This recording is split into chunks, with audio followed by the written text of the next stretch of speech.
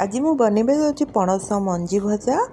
एमती पणस ताको काटी चोपा भल भाव में छाड़ी जाए से काटिकिना छड़ेले सुविधा हुए। देख ये टाइप रो मु दीटा छड़े दूची ताको भल भाव में पानी रे धोईदबा।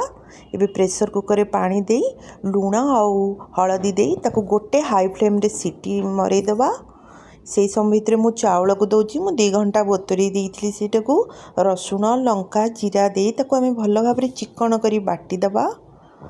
देखो ये टाइप हम एबे आमर पणस भी सीझी जाइए। देखो चेक करदे पूरा भल भाव में सीझी थो।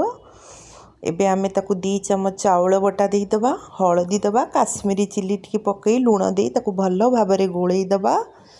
एबे आमे तेल दबा एटी ताकू दे भल भाव में आमे स्प्रेड करदबा। गैस फ्लेम पूरा लो ही रखबा ताकू भल क्रिस्पी हम।